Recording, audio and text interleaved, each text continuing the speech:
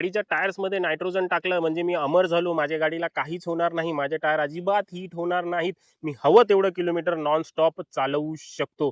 असे बरेचसे गैरसमज बऱ्याचशा लोकांच्या मनामध्ये निर्माण झालेले आहेत. भले तुम्ही तुमच्या टायरमध्ये नायट्रोजन भरलेला आहे, तरी देखील तुम्हाला टाइम टू टाइम गाडीला ब्रेक देणं, तुमच्या ब्रेक पॅड्सला ब्रेक देणं, त्यासोबत स्वतः ब्रेक देणं खूप जास्त गरजेचं आहे. लोकांचं म्हणणं असतं की टायरमध्ये नायट्रोजन टाकलं ह्याचा अर्थ माझे टायर कधीच हीट होणार नाहीत. सगळ्यात मोठी चुकीची समज आहे ही. असं अजिबात काहीच नाही आहे. फक्त टायर हीट झाल्यामुळेच टायर फुटतात असं अजिबात नाही आहे.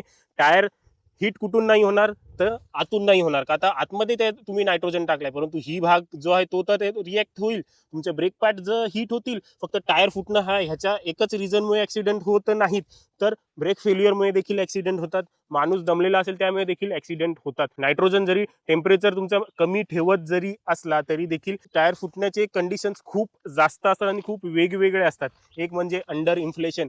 कधीही टायरमध्ये कमी हवा अजिबात ठेवू नका. नायट्रोजन जरी असली तरी ती कंपनी रिकमेंडेडच टायर प्रेशर आपल्याला ठेवायचं आहे. त्यासोबतच तुमच्या टायरची लाईफ ही 5 वर्षापेक्षा जुनी नसायला हवी. जशी की माझी पहा 2024चा आहे, हे इयर आहे, हा वीक आहे, 2024चा टायर आहे, तर हा 5 वर्षापेक्षा जुना नसायला हवा. तुमच्या ह्या वॉलवरती क्रॅक नसायला हवे. त्यासोबतच तुमची ट्रेड ही पूर्ण असा गोटा टायर झालेला नसायला हवा.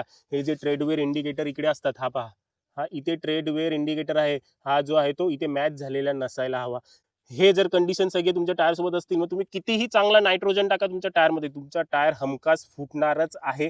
त्याच्यामुळे ह्या सगळ्या गोष्टी जवळ देखील लक्ष ठेवा. नायट्रोजन टाकलं म्हणजे सगळं झालं असं अजिबात नाही. एक म्हणजे टायर प्रेशर नीट पाहिजे, टायर कंडिशन नीट पाहिजे, अलाइनमेंट नीट पाहिजे, आणि त्यासोबतच कितीही टायर नवीन असलं तरी देखील 3 तासानंतर ब्रेक घेणं खूप जास्त गरजेचंच आहे.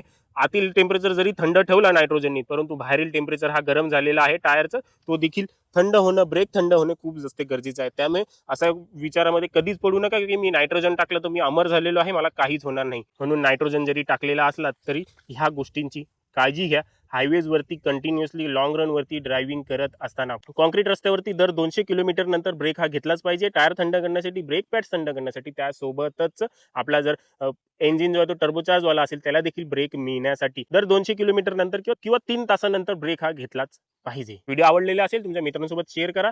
जो असं करत असेल त्यासोबत देखील हा व्हिडिओ शेअर करा, त्यांना देखील समजू दे.